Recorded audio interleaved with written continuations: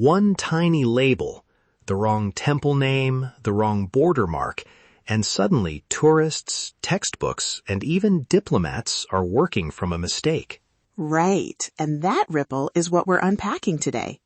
We'll show you quick checks you can do on your phone and why those checks matter for Cambodia's history and reputation. From Phnom Penh to the world, I'm Port Norn. Let's make this simple and useful. And I'm Nisa. Expect examples, a short verification checklist, and a few stories that show why names matter. Here's the pattern we keep seeing.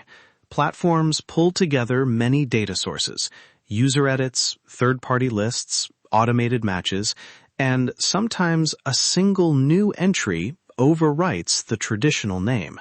Exactly. I heard from a local guide who said visitors arrive with screenshots from a global map that calls a temple by a different name, and the whole story the guide tells changes. I get that, but isn't some correction helpful when spellings are inconsistent? Useful when it's sourced and respectful. Problematic when an external edit replaces local names without context or sources. That's erasure, not correction.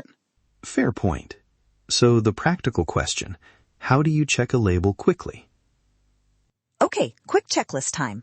First, cross-check the name on at least 2 services.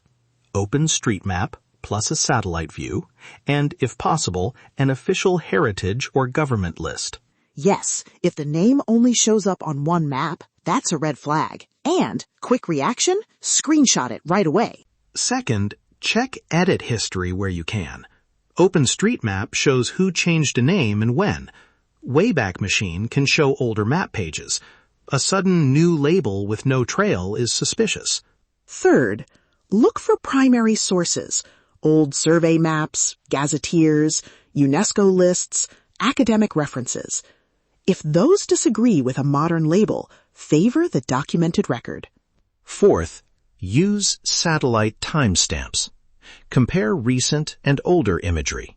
If a label points to nothing on the ground, no structure, no road, treat that with caution. Fifth, when you report, include screenshots, edit history links, and an official reference. Platforms review faster when they see clear evidence. Now, a short demo and conversation. Picture a visitor who finds a temple labeled X and stops, screenshots it, and checks the edit history immediately, right? Exactly. They open OpenStreetMap, find an edit from 2 months ago, then search the National Heritage Register and find no match. Older topographic maps show the traditional name. That's how an error is exposed. Quick tip, keep the screenshots and the links. When you contact the platform, that bundle makes your request much stronger. We asked a Cambodian cartographer about the risks. Here's a condensed paraphrase of what they told us. Local names carry stories. When an external label replaces a Khmer name, those stories disappear for people who rely on global platforms. They also said villagers and guides are mapping names in Khmer script plus transliteration to create stronger records. That local knowledge is the best defense. Quick news update.